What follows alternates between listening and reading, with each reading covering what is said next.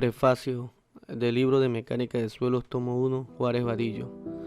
Los suelos son el más viejo material de construcción y el más complejo. Su variedad es enorme y sus propiedades, variables en el tiempo y en el espacio, son difíciles de entender y de medir. A pesar de esto, antes del siglo XX, no se hizo un esfuerzo serio para atacar científicamente el estudio de la mecánica de suelo. Sería injusto, sin embargo, desconocer la actuación aislada de hombres de gran sensibilidad e inspiración que merecen el título de precursores de la mecánica de suelo. La llamada precisamente mecánica de suelos es un fruto característico de la ingeniería en nuestro tiempo.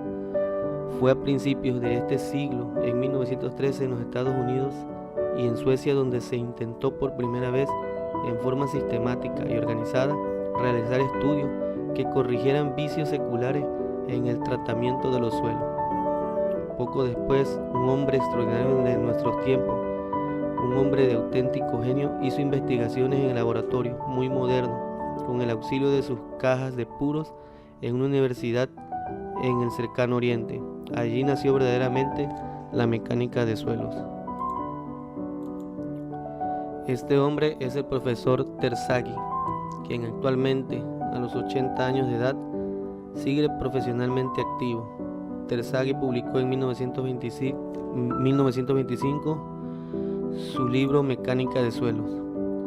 En Viena, entonces nació el término ahora mundialmente usado.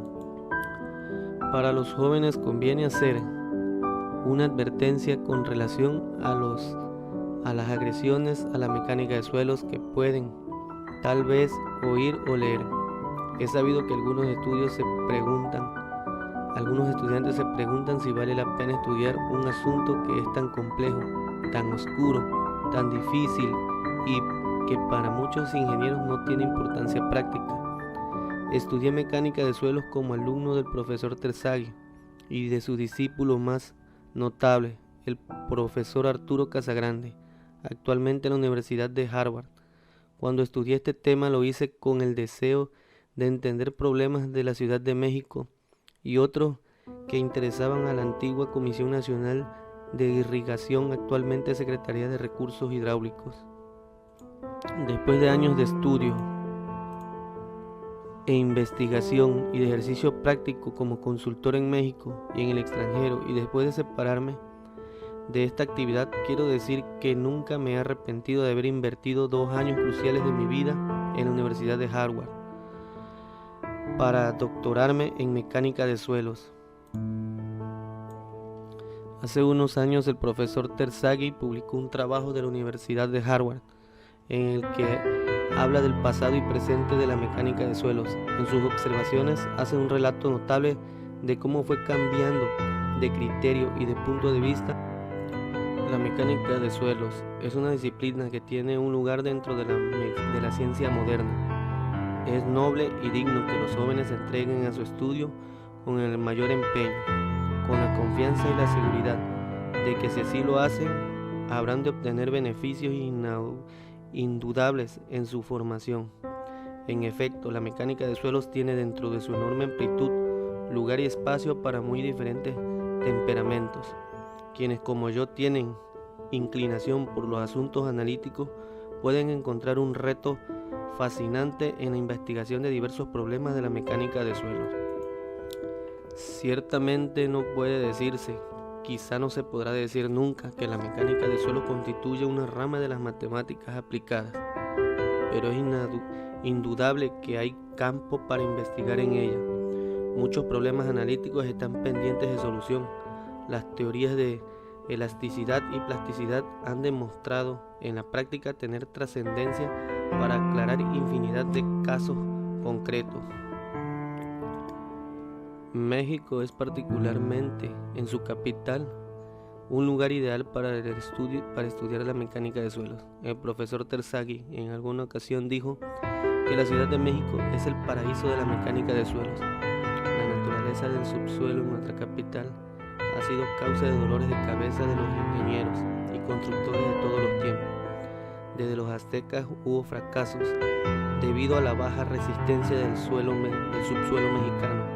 y los españoles tuvieron grandes dificultades para construir los monumentos coloniales que nos legaron.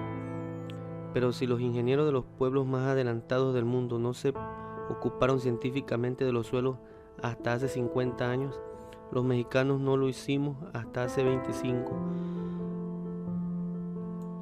Cuando hace 30 años los estudiantes que llegábamos a la facultad, en aquella época Escuela Nacional de Ingeniería, aprendimos los procedimientos de construcción en un curso práctico. Nos instruían sobre los métodos para determinar la resistencia de un terreno.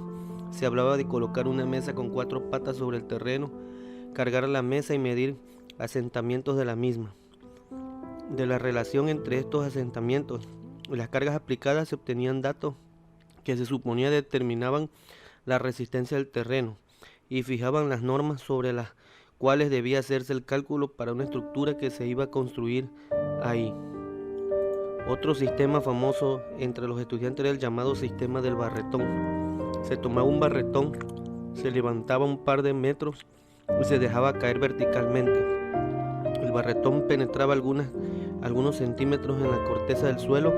La distancia penetrada multiplicada por la resistencia se igualaba con el peso del barretón multiplicado por la altura de caída, y en esa forma se pretendía determinar la capacidad de carga del suelo para resistir el peso de un edificio cuyas dimensiones nadie tomaba en cuenta de antemano.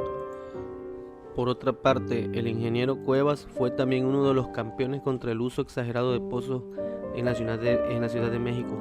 Cuando en 1936 la ciudad comenzó a sentarse rápidamente, a hundirse en forma cada vez más alarmante, él advirtió con gran insisto los peligros que había en abusar de la extracción de agua y alterar el equilibrio del líquido que tanta importancia tiene en la Ciudad de México para el equilibrio del suelo mismo. Años más tarde me tocó hacer uno de los primeros trabajos analíticos sobre la realización que hay entre las presiones del agua en los acuíferos y los asentamientos de la ciudad, y hubo apenas hace unos 15 años quienes presentaron y dijeron que un pozo bien construido, cementado adecuadamente alrededor del tubo, no tenía por qué producir asentamiento, dado que la arcilla es muy impermeable.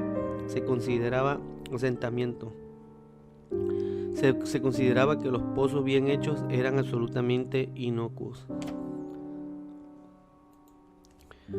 Para concluir, se nota en todos los rumbos del planeta la influencia de un gran hombre que es sin duda el corazón de la mecánica de suelo, Arthur Casagrande, cuya influencia en este primer texto mexicano es evidente, primero como discípulo predilecto y devoto del maestro Terzaghi, después como profundo investigador y consultor, y finalmente como profesor extraordinario, como maestro auténtico y generoso, cuyo sentido de responsabilidad hacia sus discípulos desborda los cauces establecidos.